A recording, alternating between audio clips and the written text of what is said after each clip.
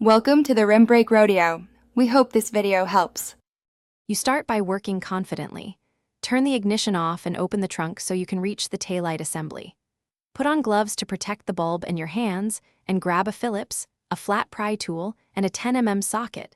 These handle most fasteners.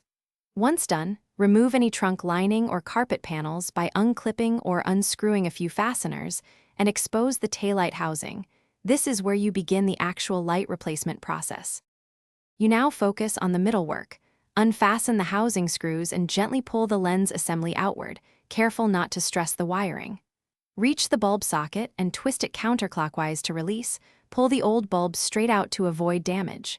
Inspect the socket for corrosion. If clean, insert the new brake bulb, seating it fully, then twist the socket clockwise to lock. Make sure the bulb type matches the manual. A correct fit prevents poor contact and premature failure. Once the bulb is seated, reconnect power or turn the key to the accessory position and press the brake pedal while you or an assistant watches the light. This verifies proper operation. If it lights, replace the housing, tighten screws to snug, not over torque, and restore any trim or carpet panels. If the light fails, don't panic.